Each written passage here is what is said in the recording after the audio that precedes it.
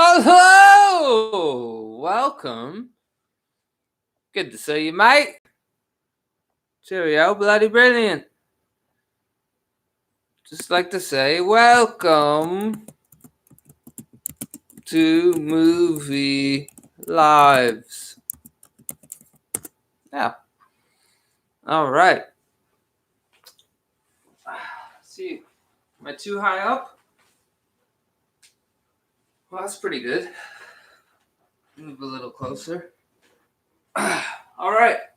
Welcome. If you're here, you're pretty bored. But I don't think anyone's here. Maybe no one will ever come. I got no hashtags. We're doing movie reviews. I come from an age. I'm 36 years old. Can you fucking believe it? I was as young as you. I was as old as you are soon.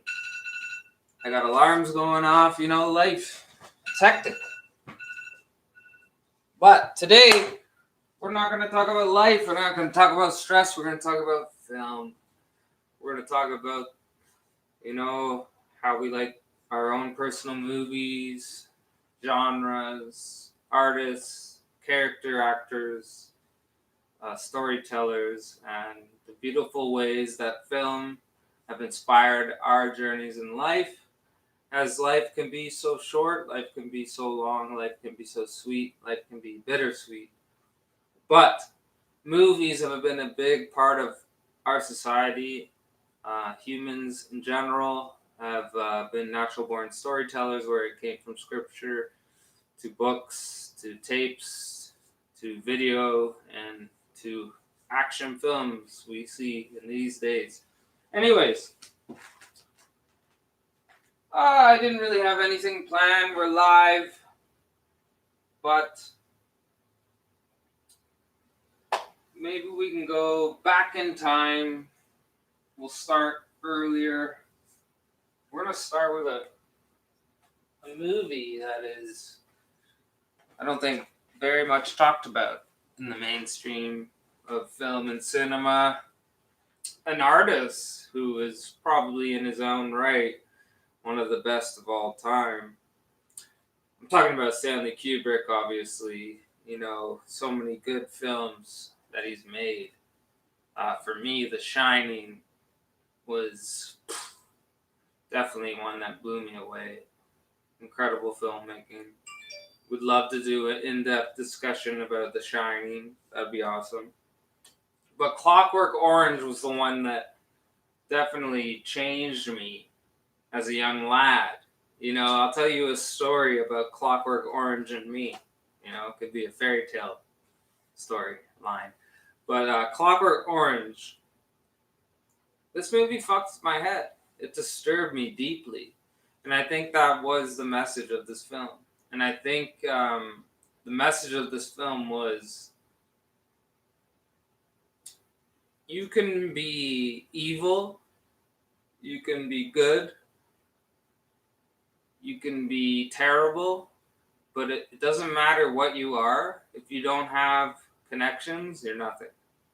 So in this movie, to me, it explained society as, we all have decisions to make. No one told you to steal that car. No one told you to pull that trigger.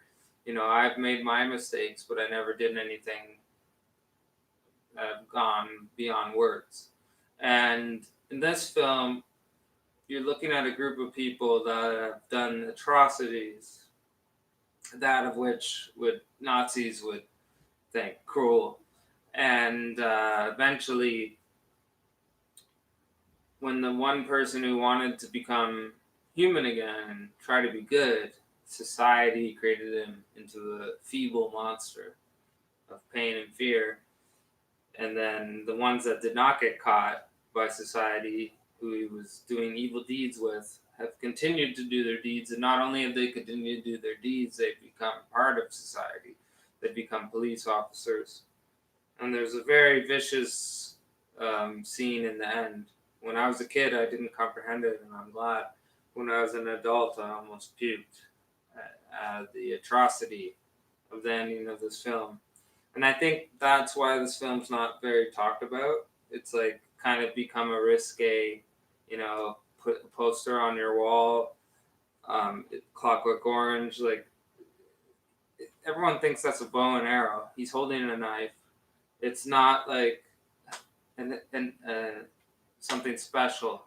This film is a shot at society, and it's saying, "Hey, we need to discover this mental health scenario," and we haven't. You know what we've done? We've ignored mental health in society, in my opinion. This is only my opinion, and we've let them become more detrimental to their own health and set them aside. When we close society off into two tiers, poor and not poor, we never actually excel as a human race. We need to realize that helping one another, if we all helped one another each day, we would change society in a week for the better. Honestly, if all of us, hey, instead of putting these things in our windows or joining this niche group, whatever you want to call it, why don't we just, all of us collectively today, say, hey, let's help a stranger? Imagine that. One day, let's help a stranger day. Imagine what we could do. And then the next week, we do buy a coffee for a stranger day. And then the next week, we do pay a loan off for a stranger day. You don't have to do it. Just an idea. No. Let's pit ourselves against each other. Let's let the governments rule the world. Let's let the rich be unanimously immune to any sort of court because they are billionaires, while the weak are fighting against each other. That's what this movie's about. And it's quite sad. And if you watch a lot of the movies that he's done, they're quite sad. And if you look at his history and how he died, it's quite sad. And his last film he ever made was exposing the world elite of their weird sex parties. You know, they're all into it. And we need to talk about these things. This is a little live broadcast. It's not all about movies, but it's just mostly about the movies we watch and why we watch them. And I think the reason why you don't see this movie on any kind of channel to watch is because it really shows how detrimental our government has been to society. And there's something about government where there's someone else ruling it because it's a collective ideal that do what I say, but don't do what I do. And that's not right. But best film of the year, director of the year, New York Film Critics, you know? When this came out, it was like revolutionary. Now, it's like, don't talk about it. So, just goes to show you, you know, this is a film from a long time ago and really calls out of a lot of our society today. So I thought that was really important film to talk about. Oh, and I wanted to show you this other vintage copy of it. It's pretty cool. You know, that's why they buy it. They like the art. All right, since we brought it up, might as well get into The Shining. Hello. So, last time I saw Jack Nicholson, he was trying to get into my room. Just kidding. But, wow. What an epic movie. Now that we got on the topic of Kubrick. This is a crazy story because this is a Stephen King story, right? And he's one of my most inspirational, legendary writers, artists of all time to me. I, like millions of people, love Stephen's work.